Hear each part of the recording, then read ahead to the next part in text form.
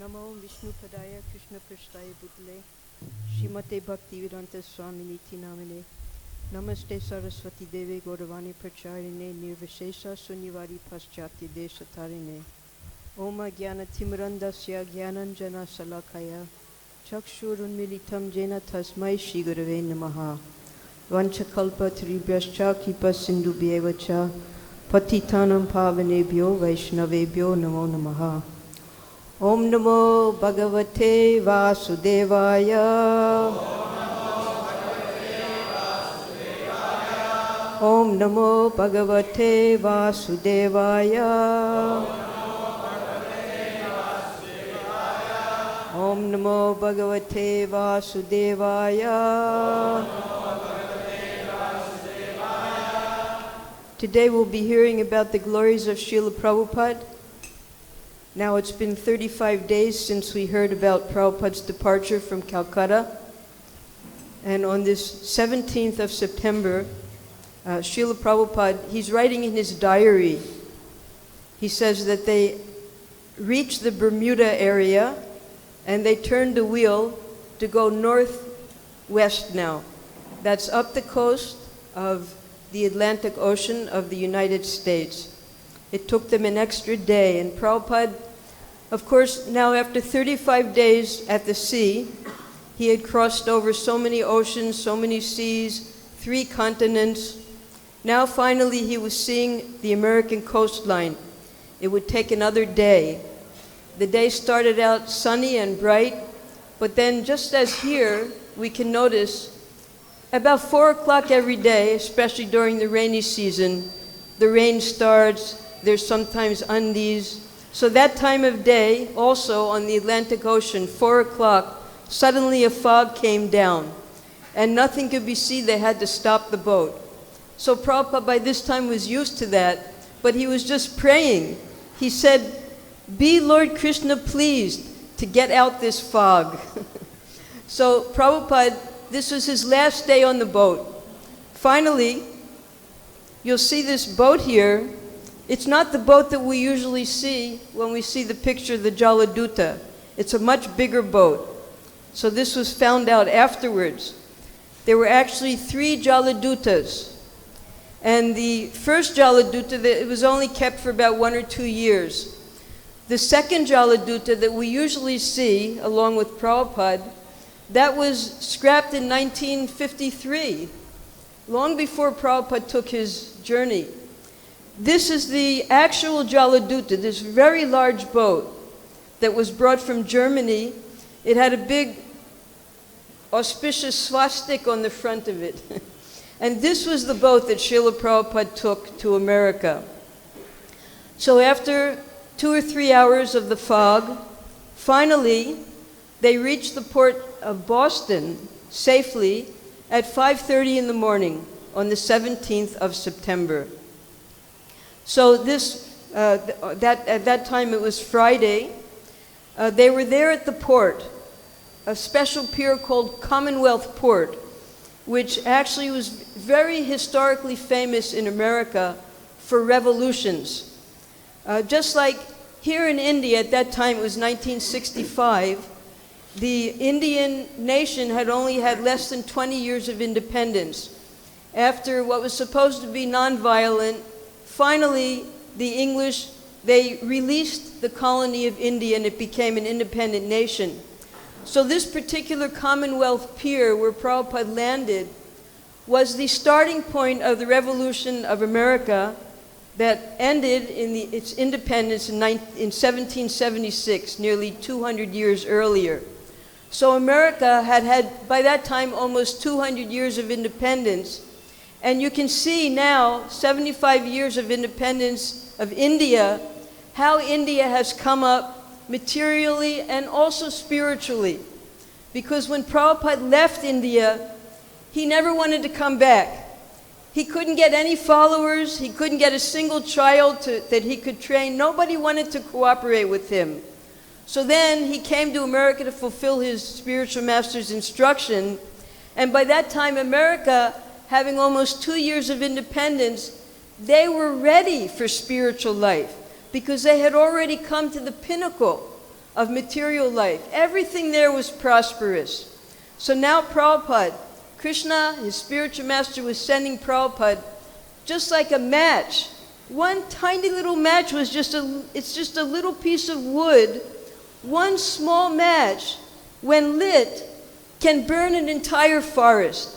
So Prabhupada, being that match, that catalyst, he came to this very place where the revolution of America started, and now started a spiritual revolution from the Commonwealth Pier. So they couldn't immediately land, because now being the first place that Prabhupada entered America, he had to go through just like we do, immigrations, check the passport, check the visa, everything, his sponsor, everything, all the papers had to be shown. Finally, by 10 o'clock in the morning, Captain Pandya, he offered to take Prabhupada around to see the city of Boston.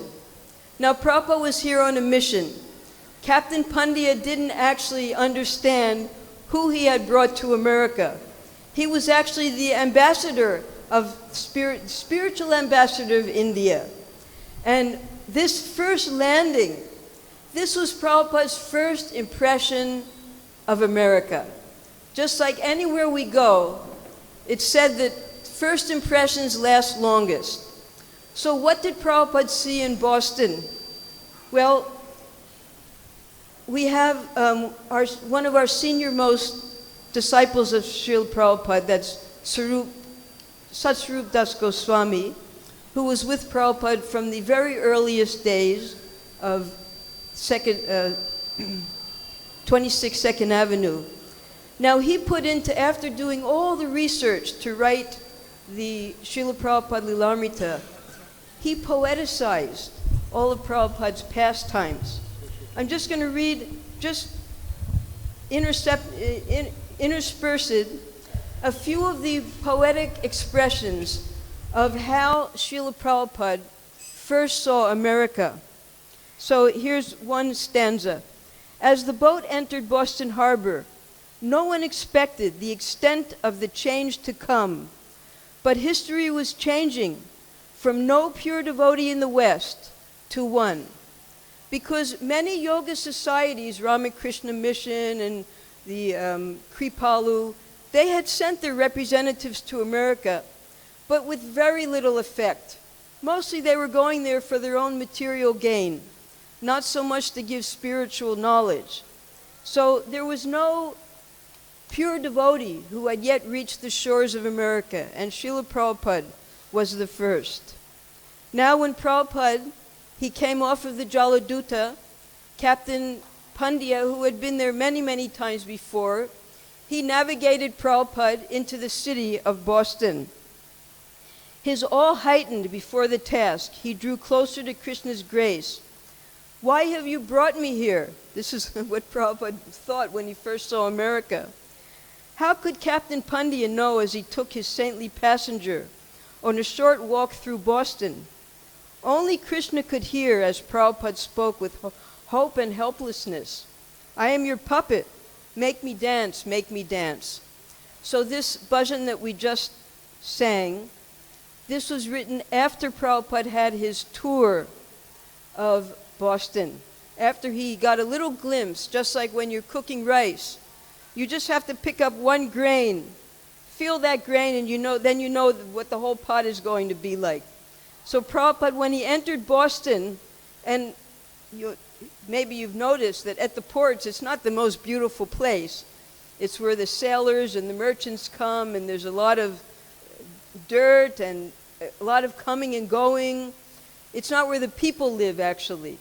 So, with early morning mist lifting, he saw the dead-spirited city, the dirty streets and buildings, the victims of Kali Yuga going to work. By that time in the morning, everyone was racing, going to work. And he grew anxious. How could he even talk with them? How could he change them? Prabhupada was here on a big mission. So now Prabhupada, having had a slight tour of Boston for a few hours, he had to come back on the ship, and they had to wait till the next day to proceed on to New York.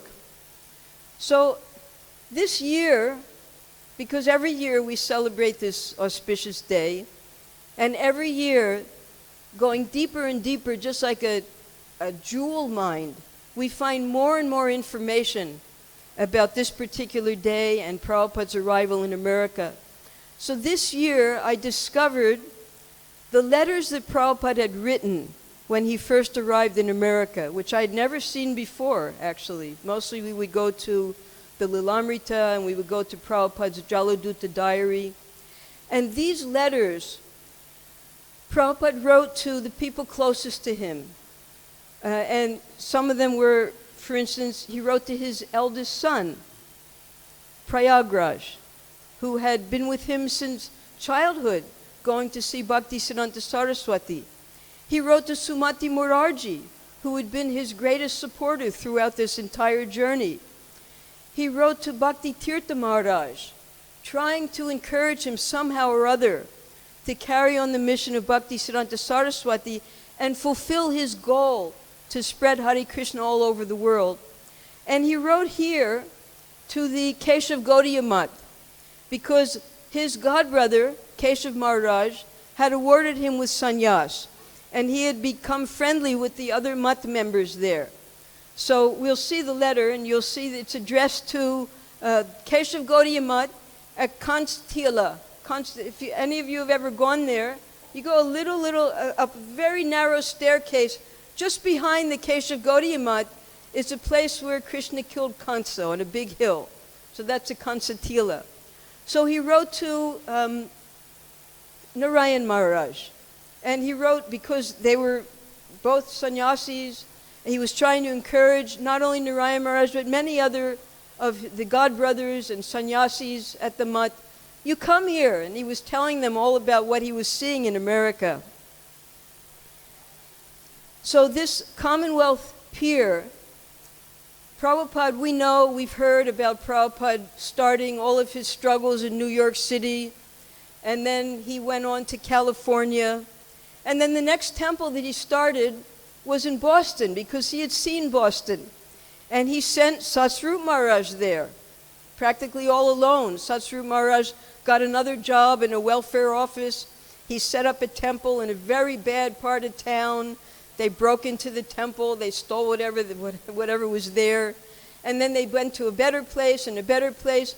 And what Prabhupada did in Boston was, just as his spiritual master, he wasn't only interested in establishing temples. The first thing he did was he established the printing press in Boston, and he made an art department in Boston. So Prabhupada was constantly thinking, because that was one of the instructions his spiritual master gave him. If you ever get money, print books.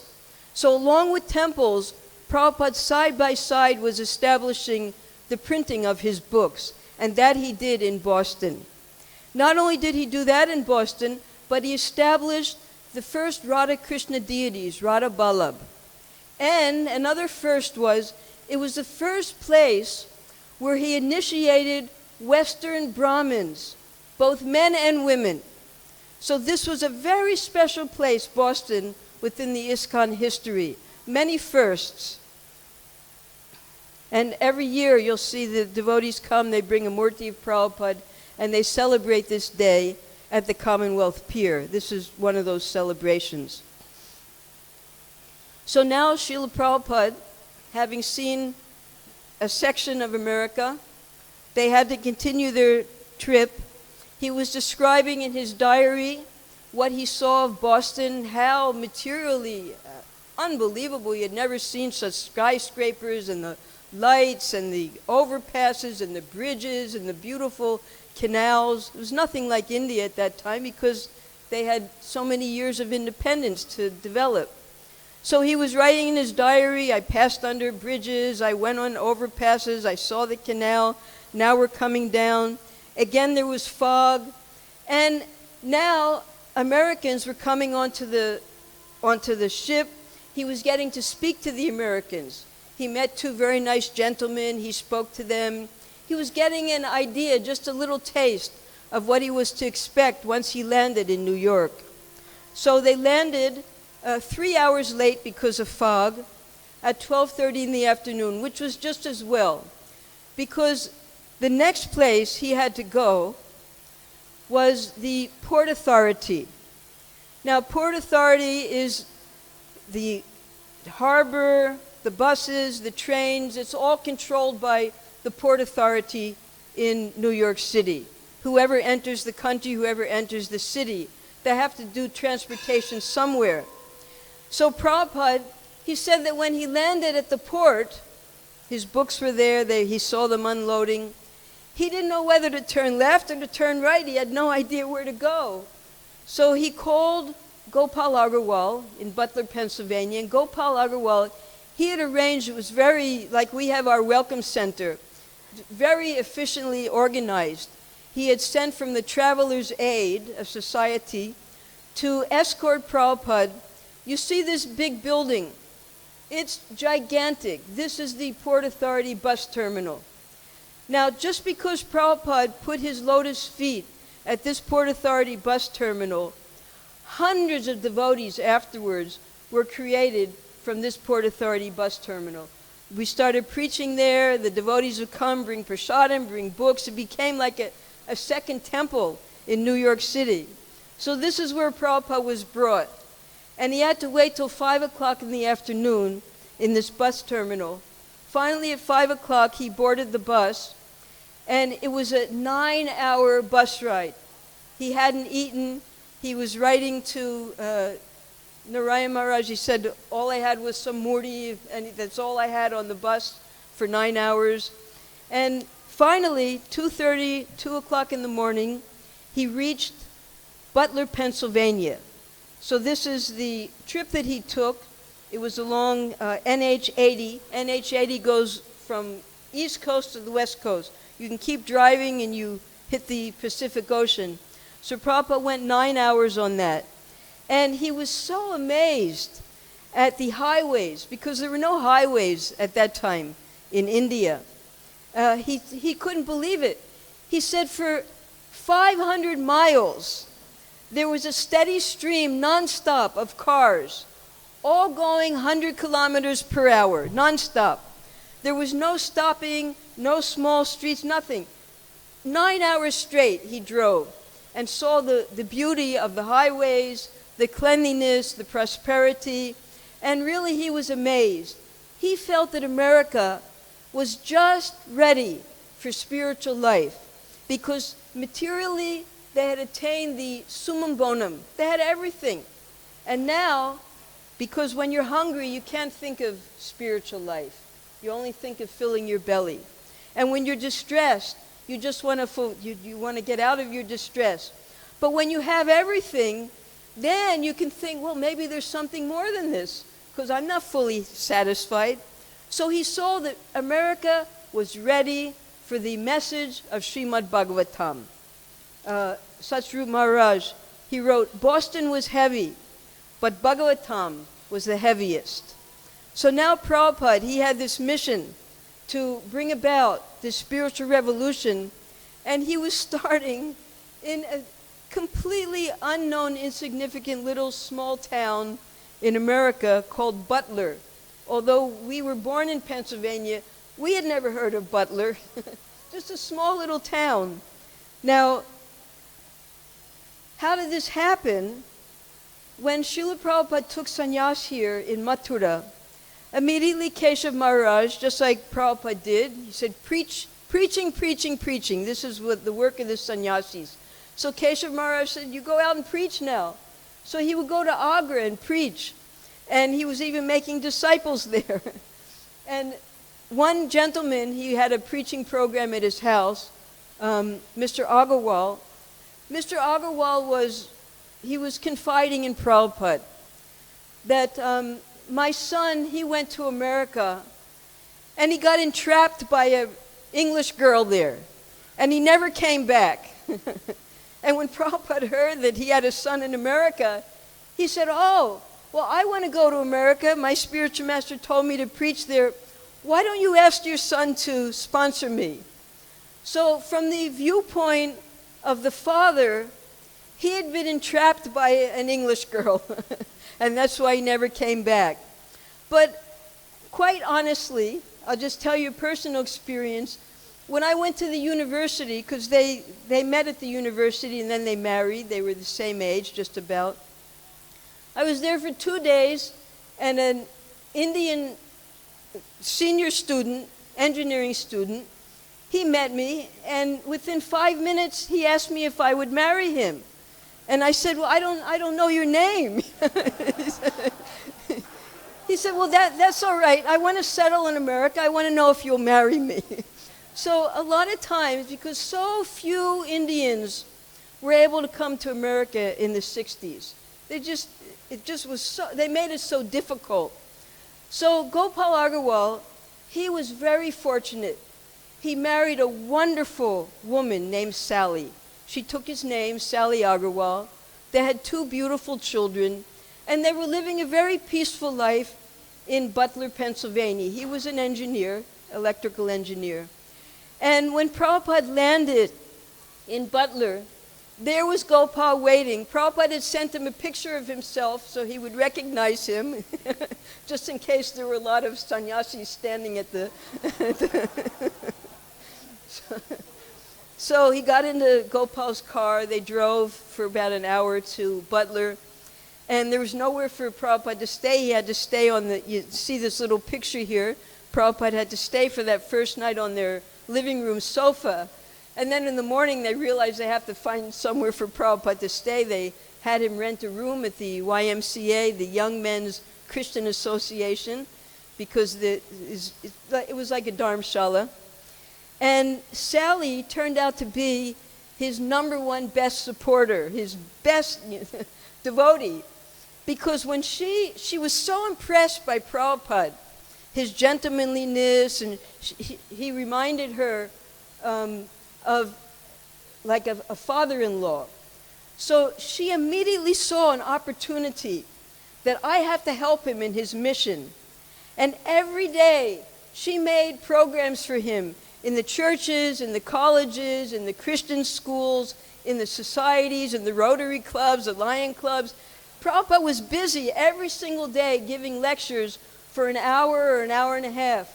And then the people who were interested, he would have house programs at the Agarwals' living room. They would come and ask questions about spiritual life. He would give Bhagavad-Gita classes. So Prabhupada, he landed running. He just started preaching immediately. And he was seeing that even in this little town of Butler, Pennsylvania, the people were so eager for spiritual life. So we have just a few little pictures here. Prabhupada, being a father himself, he was so affectionate to the little son who they named Braj. So he was teaching him how to walk and say a few words. And then Prabhupada, of course, he would have to cook. He had brought his 3-tiered cooker with him.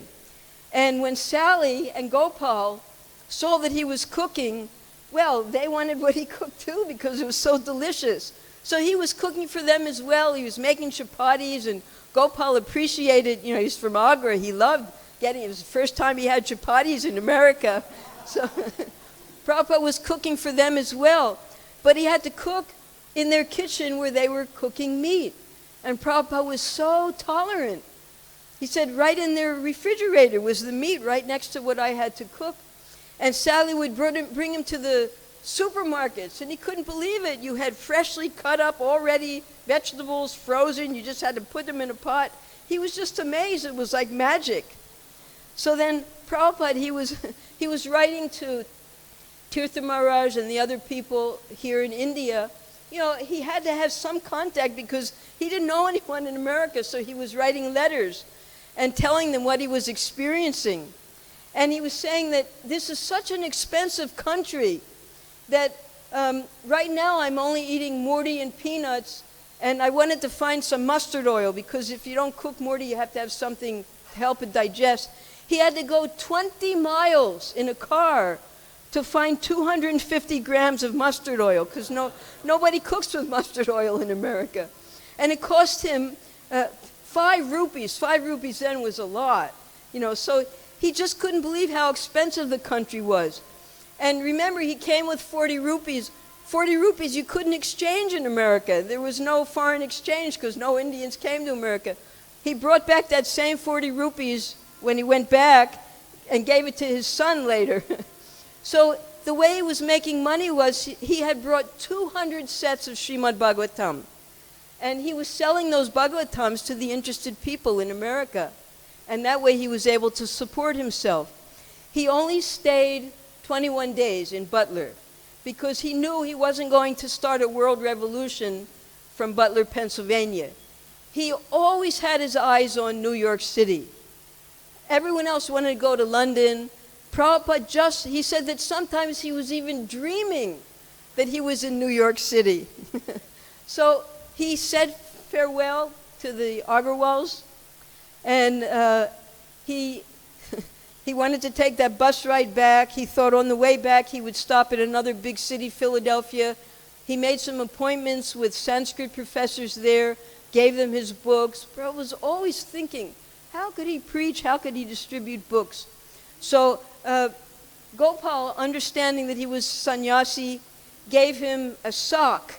And inside of that sock, he put coins in there because he knew that at the bus stations, Prabhupada would want to take a shower, and you could use those coins for the public showers. So Gopal and Sally, they were Krishna sent to help him on his path. They were so worried about him. So Prabhupada, he left there, he came, he finally reached New York, and he wrote a letter. He said, there's so many, the houses there are 20 to 30 stories high. Even here, when we built our guest house, it was, 3 stories high? It was the tallest building in the whole area. So he had never seen anything like this. And not only that, the lights. He said at nighttime, everything is lit up and you think it's daytime. So he was just like a little child seeing all these amazing material prosperities of America and writing back to India. Actually, he was writing back to India to lure them to come here, come and help me. It's amazing here, it's like if you go to another planet, you got to come here, you got to see how amazing this place is.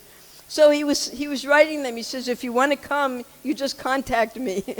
Because he needed help. It was one person against a whole nation. So he was writing and telling everyone about these things. This is the way Butler looked. Very different from a city. And Prabhupada, he slightly quoted a sloka from the Srimad Bhagavatam 2:1-3.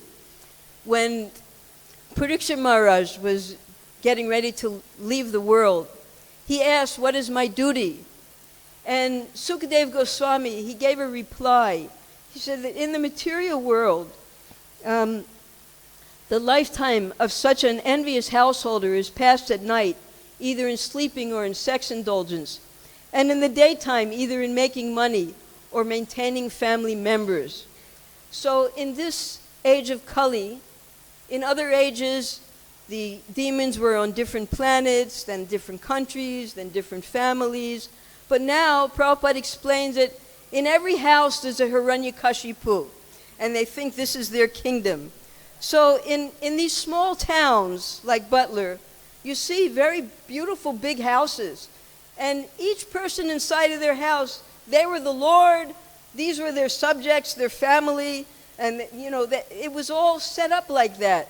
And their daytimes were spent in making money, and their nighttimes were spent in sleeping and indulgence. So Prabhupada saw it like that. He understood that this is the material world where you can enjoy it, forgetting about Krishna all you wanted, for as many lifetimes as you wanted. And then Prabhupada also noticed, he said, and this is something else that wasn't in India, there was television. Television, he said, was able to bring the entire world together while you're just sitting in your room. So he gave the example that just then the Pope had come from Rome, and the entire country was able to watch the Pope in Rome on the television. So he was just amazed at all of the conveniences and all of the advancements that he was seeing now in America. But he was although he could get everything vegetarian, he noticed that people could not live without meat in that country. And he said that even in the Agarwals' home, Sally was feeding this little baby meat powder. So he knew that he had to begin preaching very strongly and help people understand the teachings of Srimad Bhagavatam. Here's Prabhupada cooking in Sally's kitchen, and how he was able to win their hearts with his prasadam. Now, the Srimad Bhagavatam. Of course, Prabhupada, he only brought one little suitcase with some chira and a change of clothes, but he had at the docks in New York 200 sets of the 3 volumes of Srimad Bhagavatam. And as soon as he reached New York, he began going to the different bookshops and putting his books. And that way he was able to maintain himself. First, Dr. Mishra, he gave him a place to stay, but Prabhupada, because Dr. Mishra was teaching impersonalist philosophy, Prabhupada knew he could not remain under his shelter. So he rented a little room, he began his own classes, he began distributing Srimad Bhagavatam to the students and doing programs in different societies, the Indian Embassy, the cultural associations, and that way he was able to build up a following of students, and he was able to distribute his books until one day everything was stolen from him. And this is one of the letters that Prabhupada wrote. He wrote in Bengali. So the letters that we're reading now, actually our godbrother Bhumipati, he's been translating all of these letters. This is probably why we haven't been able to see these letters before, because he's gradually translating all of the Bengali letters that Prabhupada has written. So they're now available on the newest versions of the archives, the Veda base. So these Bengali letters, Prabhupada's giving a description. And he said that when he was preaching, especially in the Christian, even in the churches and the schools, the priests were very worried. He wouldn't let them, they wouldn't let him talk for a long time because they were afraid that he would influence their students. And Prabhupada said, but they have to understand that in every culture there's religion. And every religion is the same, to worship the Supreme Lord. I'm not teaching anything new, but it's understandable that they were very concerned that I not try to convert them into what they thought was Hinduism. So he understood that, and therefore he had to become independent in his preaching. So one of his students invited him that you come stay at the Bowery. The Bowery was like the bowels of New York City. It was where all the derelicts lived and the drunkards. But Prabhupada took up, and he made the best of it. He was able to get a following there. Even many of the people who came to Prabhupada in the Bowery, they later took initiation from Prabhupada at 26 2nd Avenue. Karlapati, Mukunda, Janaki, his first disciples. So from the Bowery, he then came to 26 2nd Avenue. $200 a month, and he had no source of income. But immediately, the devotees, they came forward, we'll help you, Prabhupada. They called him Swamiji then. So he was visiting different cultural societies. He went to see the Ramakrishna Mission. He saw that nothing was going on there. He went to other yoga societies, such as Dr. Mishra's. Nothing was going on there because they weren't teaching the pure teachings of the Vedas. And he also went to cultural exhibits, dance performances of Bharatanatyam, and he saw that there were big gatherings there of the cultural Indian associations.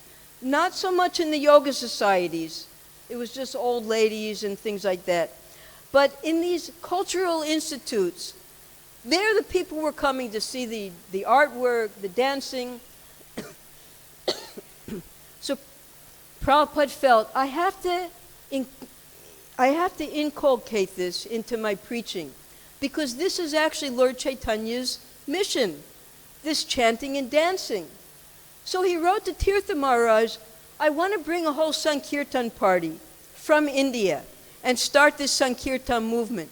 Of course, he got no response whatsoever. So what did Prabhupada do? What did Krishna do for Prabhupada? With Prabhupada sitting under a tree at Tompkins Square Park, his students, they automatically stood up and started to sing and dance. And that way, there under the tree in Tompkins Square Park, Lord Chaitanya's Sankirtan movement was started. So here we have, none of you will recognize him, with the boy with the beads. That's our skinny little Brahmananda. And then the first devotee who was brave enough to put on a dhoti and kurta, dhoti and top, that was Kirtanananda. Now Kirtanananda, he went to the draft board like that when they tried to put him in the army, and they put him into a mental institute. So that's why he missed the first initiations. He had to take initiation a month later because he was in a mental institute. So this is how the Americans first saw dhotis and kurtas. So, and then behind him is Achyutananda. Achyutananda came to India. He lived here. He learned Bengali. He learned all the beautiful singing. His singing it just brought us to India. It was just so beautiful. So these first devotees of Srila Prabhupada, they started the Sankirtan movement with he showed them how to dance, the Swami step, and then they just followed Prabhupada. And then even when Prabhupada had to leave to go back Prabhupada came back in 1967 after he had his stroke.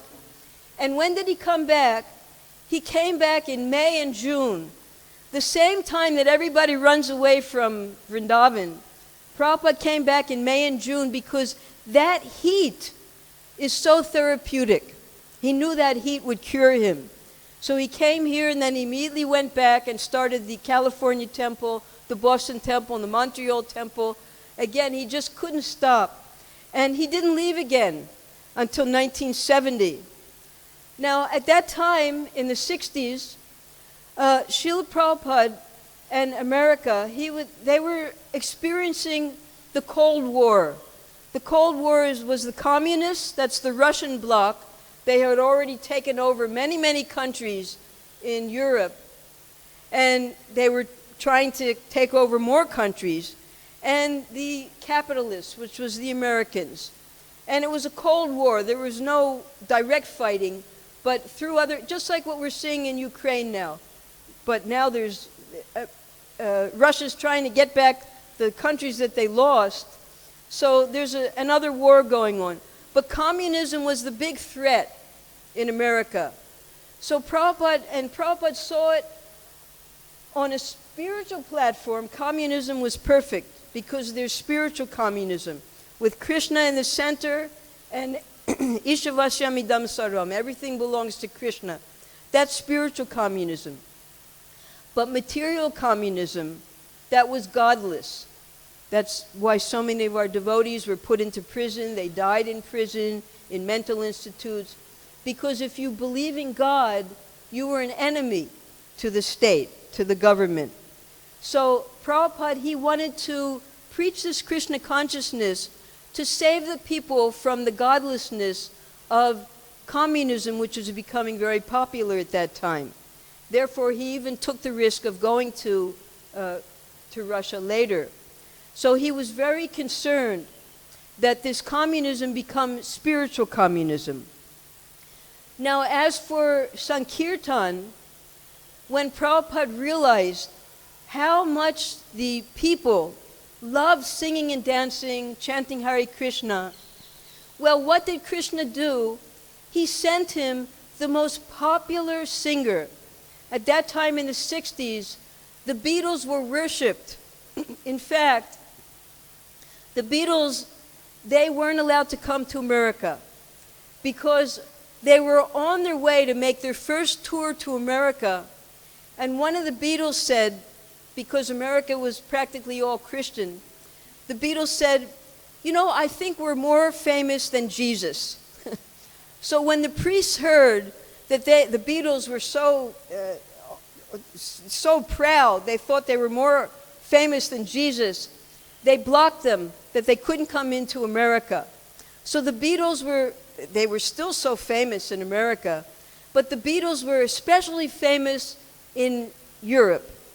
So George Harrison, he was the most spiritually minded of all of the Beatles. And he came in contact with Shyamasundar, Mukunda, Jamuna, Guru Das, and he funded Srila Prabhupada's Krishna book, and then he decided to make this Hare Krishna mantra world famous, and they made the first record.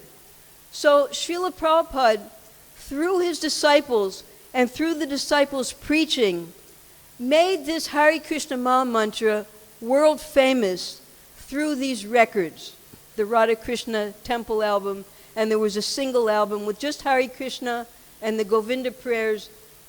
Nobody understood what they were singing, but the effects of the Hare Krishna Maha mantra were such. We know those effects. It has nothing to do with material sound vibrations. So this Hare Krishna Maha mantra became world famous at that time, while Prabhupada was making his temples all over the world.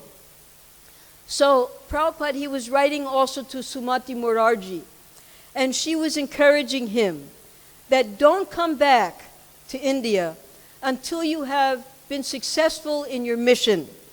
So Prabhupada appreciated that very much. And he asked her, he said, I'm making my society here in America. I want you to make a society in India to help me to establish big temples here, because Prabhupada, in the very beginning, he was penniless. So he thought that the money would have to come from India to make the temples, because that's what the Ramakrishna mission did. That's what all the yoga societies were doing. And that's what the Christians were also doing. From the core of Christianity, they were sending missionaries and pouring millions and millions of dollars into these missionaries. So Prabhupada thought that just like the Christians were doing, he would have to get money from India. He didn't realize what Krishna had planned. So Prabhupada, he was getting more and more followers, starting the Ratha Yatra, teaching them the whole culture. Here we have, on the right-hand side here, we have our devotee Gopal singing. That's Gopal. So all these devotees, he was sending them all over to make new temples and start Ratha Yatras, do Sankirtan. And the devotees, they were so fired up, beyond Prabhupada's wildest imagination. They were making, in San Francisco, they made a whole city holiday of Ratha Yatra Day. Tens of thousands of people would take part in that Ratha Yatra. Then, down the biggest street in New York City, they made Ratha Yatra. It was just so successful, what Prabhupada had started, that one little match. It was just taking over all of America, this Hare Krishna society. Everywhere you went, there were the Hare Krishna devotees singing on the streets, in the airports. Books were everywhere. And Prabhupada, he was relenting, because most of his followers at that time were the young people. So he would attend concerts, and he would just, as Prabhupada said in his poem, that Krishna, he was praying to Krishna, I am your puppet.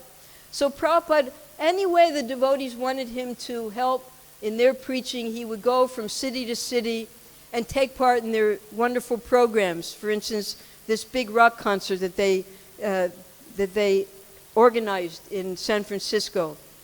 Now, temples. At first we used to rent small little storefronts and make temples. But the devotees by that time, they were collecting, and they had brains. So they were thinking, how are we going to make the beautiful temples here in America? So in New Vrindavan, they made the Palace of Gold. Who has gone to New Vrindavan? New Vrindavan, you wouldn't believe it, the beauty and the artistry of that Palace of Gold.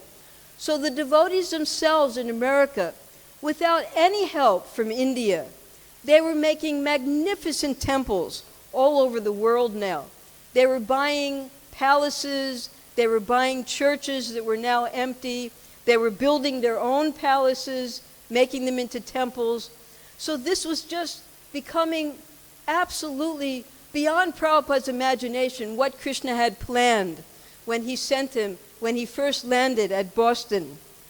Now, Prabhupada was also writing to his son, because as a father, even when one takes sannyas, they still think of in terms of how can I help my family become Krishna conscious. So he encouraged his son that you had so much association with Bhaktisiddhanta Saraswati. He even, when they took him to Radhakund, the little boy, Bhaktisiddhanta Saraswati told him, oh, you're one of the cowherd boys, where are your cows? So he was saying, you help me with my mission. So Prabhupada was attempting in every way possible. Here we have the matchless gift shop, the first temple that Prabhupada established, his chanting, how it came to the newspapers. And Prabhupada called it, he said, I was nothing, I was loitering in the street, one person was here, one person was there, just like one piece of wire lying in one place, a piece of bamboo, a squash, you put it together, the squash becomes the sound chamber, the bamboo, the wire, and then tin, tin, tin, you have a tambura. So he called it the International Society String Band, how he was bringing people all together. And then finally, Prabhupada, he was having so much success in America, and Krishna tells him, come back. Prabhupada said, why should I come back? You sent me here to preach. He said, come back. I kicked you out of Vrindavan. I sent you to America. Now I want you to come back. And when you come back, I will give you a temple 100 times better than your temples in America. So here, this is that temple. We're sitting in that beautiful temple today. Okay. Hare Krishna.